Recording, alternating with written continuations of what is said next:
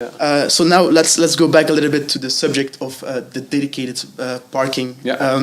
Even though the infrastructure is there, so basically the city has done what they had to do. They painted the lines, they made the regulations, but still the operators are a little bit behind with their users because their users not always respect it. So I assume even with the tender, the issue might still be there, maybe not, maybe it might be. But how do you look at this challenge in terms of possibly having to face it again even after the tender? And what do you think might be the solution, or how would you try to solve it? The thing is, when we will experience the fact that the drop zones do not work, we'll have to take the scooters away. And then they have the framework exists, huh? And then with the fines and everything. I saw in some communes they take them and then take them like away, and then you have the fines. And then when we start doing that, then I think financially the operators will be forced to do something. So, so they have I think the framework is quite clear. Huh? If you do not adapt, like I don't want to, like the city is not asking to take the scooters away, but if we see that it doesn't work, we get a lot of complaints, and now with social media, it goes really fast.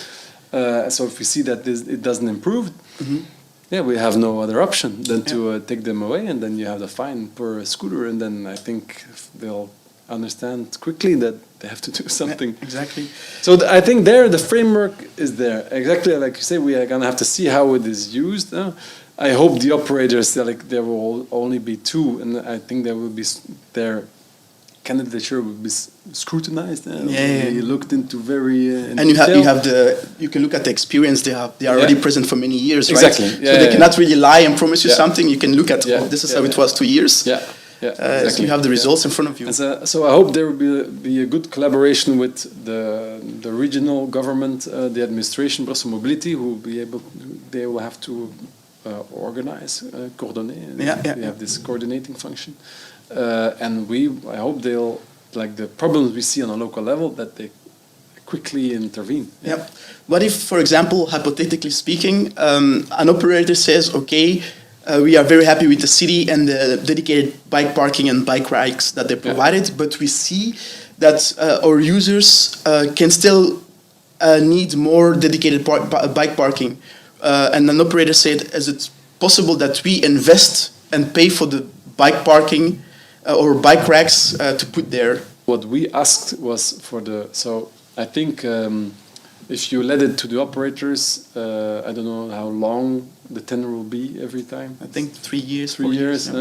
So you risk having another operator every 3 years with his own bike racks of drop zones. But it has to make sense in the whole city design. Of course, I think it has to be approved. what we asked for to the regional government was, okay, give us the finances to create the drop zones. And so we will create the drop zones. We will make sure that there are enough. But it needs to be financed because of course, it's I say that it's an enterprise. It's an investment, and it has to be. And also the operators, they make money about it, so it's logical that they pay for the infrastructure that the government provides for them.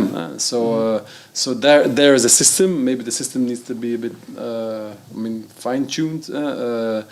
And so we are getting subsidies from the regional government to implement the drop zones. That's a good thing. Although sometimes I think, but there is like the operators, they have to pay the regional government. For the license and per scooter. Per scooter. There is I don't know. Wow. How much it is, but and then the regional government can give subsidies to the communes who create the drop zones. That's a good way of working. I think it's okay. I think it's gives better them some accountability in a financial way as well because they invest in it. Exactly, and then the operators, they if you let them, it's gonna be like the Wild Wild West. I'm a bit afraid of that. You saw that with bikes as well. Like you had some cafes, like buying a small bike rack, and sometimes it's not good. It's not safe. Yeah, sometimes they put it where people need to walk. Yeah, and exactly. So I think it's better. We're putting 600 to 800 bike racks every year, and the demand is increasing. Yeah. So it's better that the local government, takes that into account. We also here for the drop zones.